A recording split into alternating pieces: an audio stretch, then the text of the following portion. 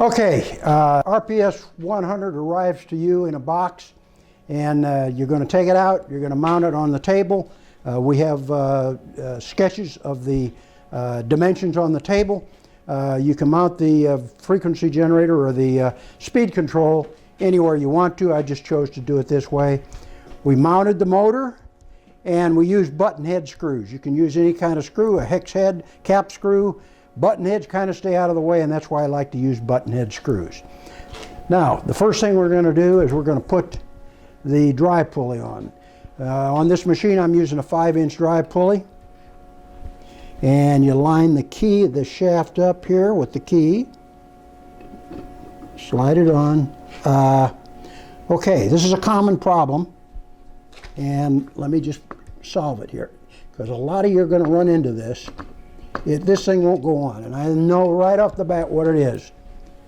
I can feel there's a burr on that keyway. I can hang my fingernail up on it. If you push that on now or hammer it on, you're not going to be able to get it off. So here's how you solve that problem.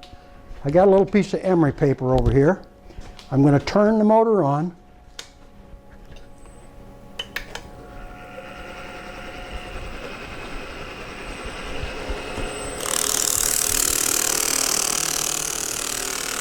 And I'm just cleaning that off. Now let's see if that did it.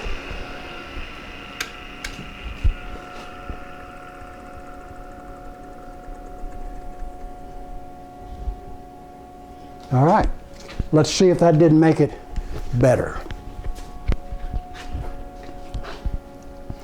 Here we go with the key again. This is really important, because if you don't do this and you want to take it off, you're going to have a really hard time. Okay, see how easy that goes on? That's what it should be like. It should just slide on. Now, where did I put my scale? Here's my scale right here. It's a good place to start off on this drive motor. Measure from the plate to the drive motor. It's between 7/16. Anywhere between 3/8 and a half inch is fine. I'm set right on 7/16 there, which is right in the middle, and that's just perfect. So I'm going to swing it around, and I can't get it there. Let's see if that does. And snug it down. Go back and recheck that. It's at 7/16 of an inch. That takes care of our drive motor, or drive wheel. Now, the spacers on the idler wheels on the Platen, here's what they look like. They come to you shipped this way. The wide 1/2-inch spacer, the 1/4-inch spacer here. So we're going to take these off. Now, if you get the wheels from us, they've got a spacer between the bearings. If you don't get them from us, sometimes they do, sometimes they don't. They need that spacer. So otherwise, when you put these on and you put any pressure on them at all, you're going to load these bearings sideways. You don't want to do that. 1/2 inch first, and it's a little tip to get that mounted on, because that spacer's kind of in the middle there. 1/4 inch.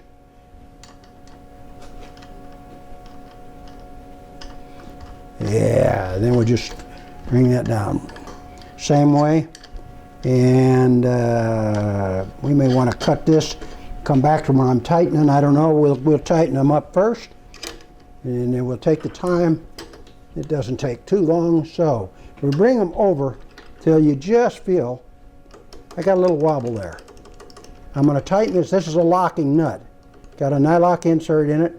It's a nylock nut, just to where there's no sideways movement in it. You don't want to preload those bearings, because they're not made to take a load sideways. Now, that's when there's a spacer in there, that's supposed to solve the problem. That's if everybody machines everything right. We don't build those, so I'm not sure of every one of them. Now, we're going to take this off. The next thing, the last roller we're going to put on is a tracking roller. Now, the tracking roller, we're not going to put it on yet, because I'm going to show you something. The other big question is, and people have trouble, how does this all work? We've got a movement this way, a skew movement, to get belt tracking, and we got a radial movement. When you loosen this nut and you move it back and forth, you get the axle moves up and down, which tilts the wheel.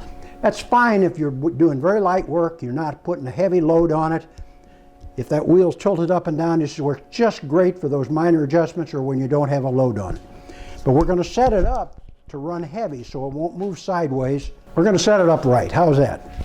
And the easiest way to do that is measure from the, come over here, measure, that's about a 1/4 inch. Adjust this so that's a 1/4 inch there as well. In other words, you got a 1/4 inch there, you got a 1/4 inch there. That puts this shaft level. I'm going to lock it down, then I'm going to check, make sure, because I think I bumped it.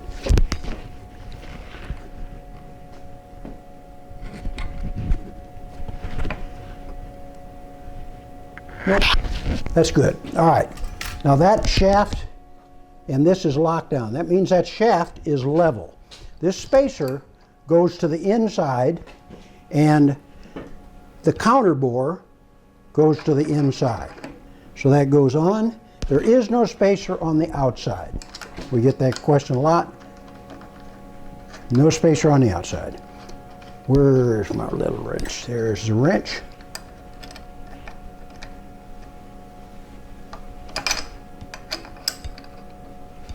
Same thing here. Bring it down till it just barely touches. There we go. That's locked down. Okay, we know the shaft, this is level now. So what we're going to do now is we're going to put a belt on it. Okay, we've got the wheels on. We got this shaft parallel. Next step is to put the belt on. We've got a brand new belt here. Put it on. Slide it on. And what you do is with this thing hooked, in other words with your spring compressed, you pull the platen forward till you got a snug belt. Then I just slide it forward about 1/8 of an inch to take the slack off the belt, lock it down, okay? Now, I put this, that releases it, and now I got a belt. Well, you know, this belt runs pretty true, so what I'm going to do is I'm going to purposely throw it out so you can see where to start on your track. You got the shaft perpendicular to the faceplate. You did that by measuring here. Showed you that a minute ago. You loosen these two screws up. Loosen them, and then you just bring them snug. You don't tighten them down, you just snug them. Next thing you do is you loosen these two screws all the way off so that one's not going to hit while you're making an adjustment. Pull your belt. What you're trying to do is you're trying to get, at this point, this belt to track right here. And you know what I'm going to do? I'm going to bring this platen forward. If I had a wrench, I would bring it forward. Just so you can see the track on the platen. This comes with 4 bolts in it. I generally throw 2 of those away. And when I adjust my platen, well, that's an old man shake there. When I adjust my platen, I always leave a little bit of an air gap. And the reason for that is that belt turns into a giant lap. When you get grit on it, I can see an air gap in there. When you get grit on it, it just wears your platen out. If you don't have grit, if you don't have it in contact there, your platen won't wear out nearly as fast. All right, let's unhook here. Okay, so this, what we're trying to do is we're trying to get this belt, show this close up. That's what we're trying to do now. We're trying to get that belt to track. So what I'm going to do is I'm going to start off with this one, right, the front screw, and I'm going to bring it up and I'm going to just barely touch it, and I'm going to make sure your belt is tracking reasonably well before you turn it on. I've flipped it a number of times. I'm going to make sure these are snugged down just a little more before I turn it on. Now I'm going to flip it on. And now To get that to track in the middle, I'm going to just barely crank this in. It's going the wrong way. So what I'm going to do is I'm going to back that off. I'm going to bring this screw in. And I'm going to turn this just a little bit till I get this tracking the middle of my platen. That puts it in the middle of that. And then I'll come back to this and I'll just barely snug this one down. Snug that one down. Snug this one down.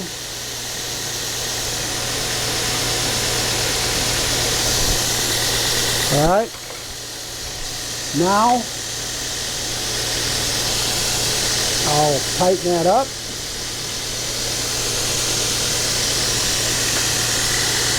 Just track it in the middle. And that lets you, now you can load that belt real heavy and it won't go sideways on you. Once you start lifting that to move it over this way, if you load the belt now, a heavy load, it's going to try and climb up that wheel. So that's why we have this adjustment and this adjustment. This is for quick. Just move it fast, back and forth, or you're doing light work, it doesn't matter. But if you're going to start loading this thing down heavy, then you need this properly adjusted. Now, this tracks a little bit this direction on that wheel. Some of them track to the inside, some of them track to the outside. A lot of things go into that, but it really doesn't matter as long as once you get this set, if you want to change the spacer width, in other words, put a wider spacer down here, or if it tracks this side in its neutral state, but go through several belts. Make sure it does it consistently one way or the other, and then either narrow that spacer down, or you can use 1/2 inch washers instead of the spacer to spacer that so that belt rides right in the middle of that tracking wheel. Where it is fine with me, but you can modify it that way. All right, that is how we set this thing up. Okay, hopefully that'll be helpful in how you set the machine up. We get a lot of questions on the spacers. We get a lot of questions on how do I set the tracking up to begin with. The important thing is to set it up with this shaft perpendicular to the face so that it tracks right under a load. If ever you get a belt that's tracking off one way or the other, under a heavy load, you're really laying into it with a 36 grit belt, or you're really getting on it heavy, here's where you take care of it. Loosen this up a little bit and skew it this way. Quick adjustments, light work, you can do it here. All right, I think hopefully that'll help you with this. That's all I got for today. Bye-bye.